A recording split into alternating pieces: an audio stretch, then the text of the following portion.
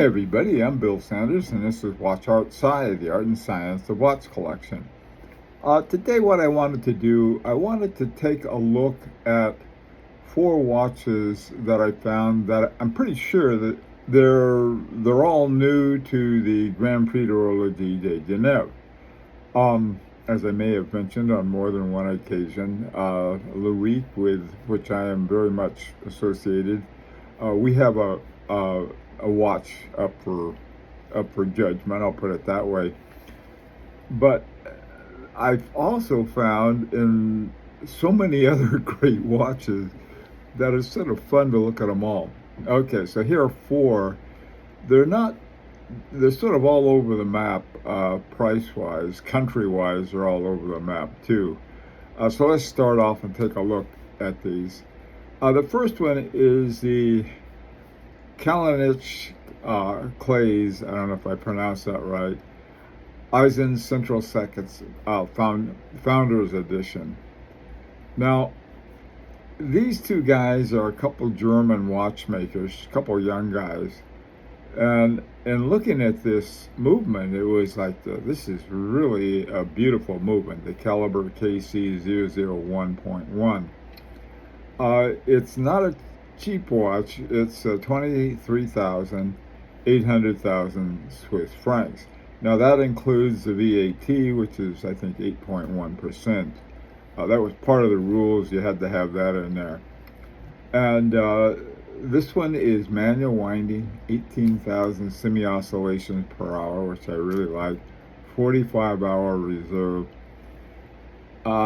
It's the kind of watch that I associate with really solid watchmaking. In other words, these 2 guys got together and they made a real watch lover's watch. I'll put it that way. Anyway, that's the first one. I hadn't heard of them before.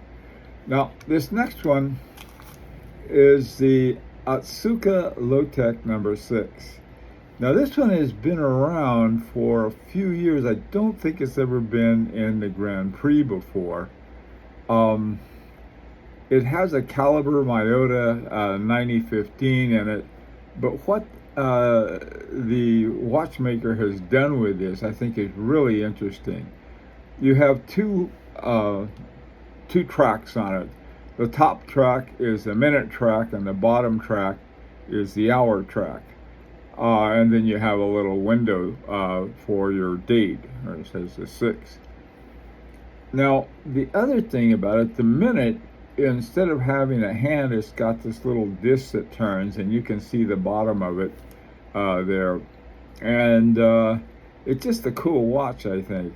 It's the price on it is $22.60. From what I understand, they only sell it in Japan right now.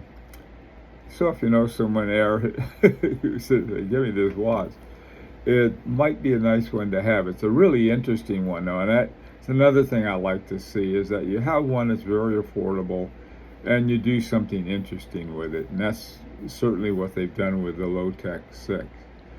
Now, this next one is really another interesting one. This is by a Swiss watchmaker in Tokyo. He moved to Tokyo, I think is in 2022, because his wife, her job's there, and she's from Tokyo, so they both moved there. And so he's sort of been an expatriate Swiss watchmaker.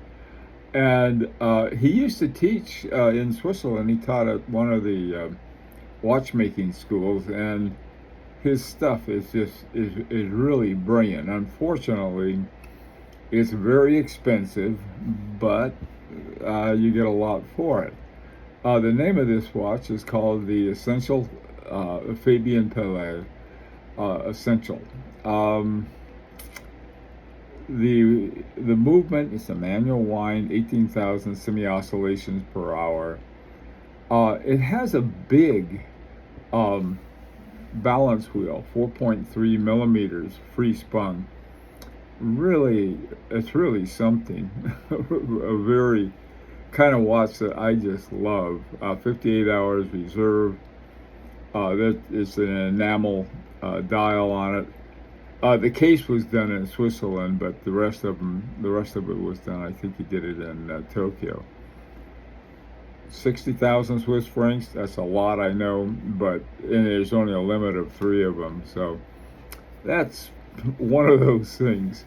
Now the final one is one that I've had a video on before, but it was so interesting. I thought this is one. It's new. At least I've never seen it as part of the Grand Prix before.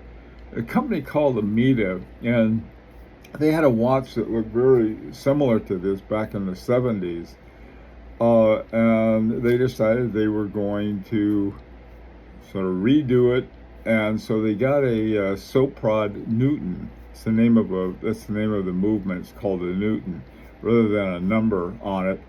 And they took that apart, and they made these 2 discs, and then I don't know how they did it, but they made a reflecting window so you could look at your watch like this on your wrist, and you could see it rather than turning your wrist so you could see it from the top. You can see it from the side. And I saw one of these in New York. In fact, all of them. The Amida guys were there. Really interesting watch. And so that's another one. I'm pretty sure they've never been in the Grand Prix before, but it's another interesting one. 3,135 Swiss francs. Now this is in the Petite Aiguille category, and they could have put it in the challenge category at that price, because the challenge category I think goes up to 3,500 Swiss francs. Anyway, so I thought that'd be sort of fun to look at something off the let's say the well-trod path, to take a look at something different. Anyway, I'd like to hear what you think. If you know some other watches that are sort of new to the Grand Prix, I'd like to hear about them, and it's an opportunity to subscribe if you like. Until next time, this is Bill Sanders for Watch Art Sci, the art and science of watch collection.